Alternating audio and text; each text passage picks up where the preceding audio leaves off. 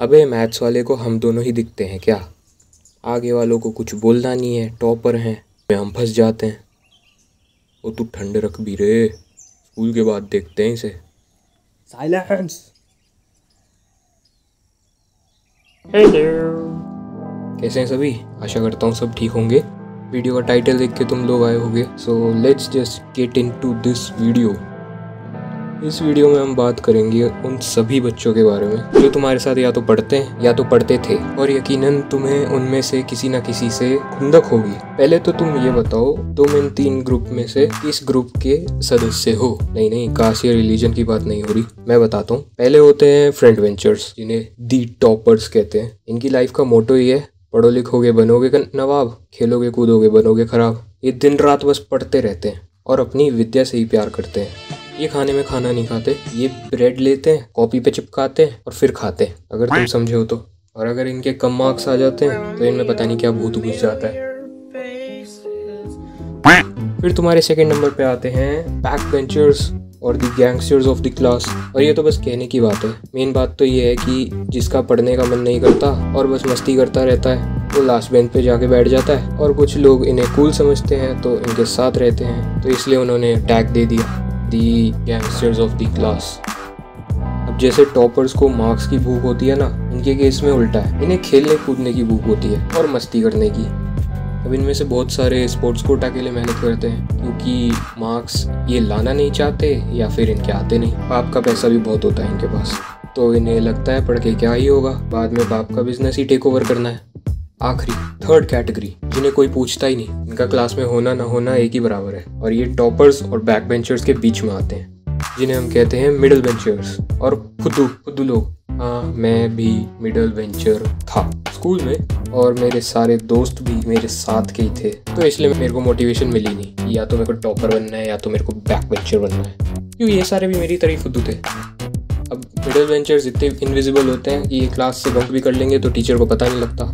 ऐसा भी नहीं है कि मिडिल बेंचर्स का कोई वजूद नहीं है, बल्कि ये टॉपर्स और गैंगस्टर्स दोनों के साथ मजे लेते हैं। और एक बात, सबसे ज़्यादा मज़े पता है कब आते हैं? जब तुम्हारी पीटीएम होती है। अब पीटीएम का मतलब ही ये है कि आपके टीचर्स आपके माँ बाप को आपकी अच्छाई बुराई बताएंगे और क्लास में क्या परफॉर्म करते हो वो बताएंगे। हमारे टीचर को हमारे बारे में पता ही नहीं होता था। टॉपर के लिए क्या बोलेंगे? ये बच्चा बहुत पढ़ता है, अच्छा बच्चा है, ठीक है क्लास में। बैक बेंचर्स के लिए क्या बोलेंगे? एकदम नालायक, बिल्कुल नहीं पढ़ता। अब हमारे बारे में जब टीचर्स जानते ही नहीं तो हमारे माता पिता से क्या बोलेंगे? तो ये पता है क्या बोलते हैं हमारे पेरेंट्स से? मैं बता रहा हूँ, 12 साल हो गए मेरे को ये सुनते सुनते, और तुमने भी अगर सुना होगा तो बताना मेरे को कमेंट्स में। इनका एक कॉमन डायलॉग होता है, आपका बच्चा पढ़ाई में ठीक है बट मेहनत करे तो बेटर हो सकता है, और बिल्कुल नहीं बोलता। अब ये तो हो गई तुम्हारी 3 मेन कैटेगरीज। इनके बाद आती हैं सब कैटेगरीज, जैसे आपके over confident, cool, racist, clown, आलसी, और तेरा भाई है ना। अब मैं एक एक करके इन सबको एक्सप्लेन करता हूँ। पहले ओवर कॉन्फिडेंट, इनको लगता है इन्हें सब आता है। ये इतने ओवर कॉन्फिडेंट होते हैं कि एग्जाम में अगर पूछो तो कहेंगे सब आता है, पर रिजल्ट इनका कुछ और ही कहता है। और ये सब आता है, अरे टेंशन ना ले, रात में सारे मैथ्स के इम्पोर्टेंट क्वेश्चन करे हैं। पर एग्जाम तो साइंस का है। उसका भी आता ही है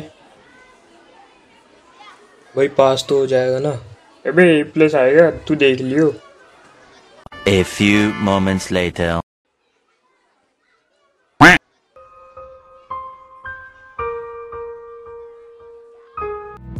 दिन आपके आते हैं कूल गाइस।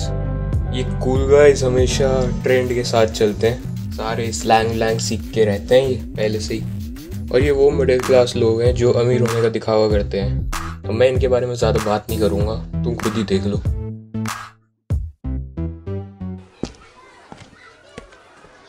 ओए तेरी घड़ी तो बहुत मस्त है। देख रहा है, पापा ने दिलाई है। जी स्टॉक्स है, जी स्टॉक्स। कितने की है? 150 की घड़ी ले लो, 150 की। अरे घड़ी 1.5K।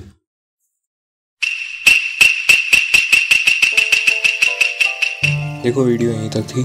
अब तुम्हें पसंद आई हो तो लाइक शेयर सब्सक्राइब कर देना। और मेरे को ज़्यादा आइडियाज़ आ रहे नहीं थे क्योंकि कॉलेज खुल गए हैं, इसी वजह से इस वीडियो को अब ज़्यादा टाइम भी नहीं दे सकता। अब जो है यही है, अच्छी लगी हो तो देख लेना, शेयर कर देना। और तुम लोग भी मेरे को आइडियाज़ दे सकते हो मैं किस टॉपिक पे वीडियो बनाऊँ। मिलते हैं फिर अगली वीडियो में। sayonara।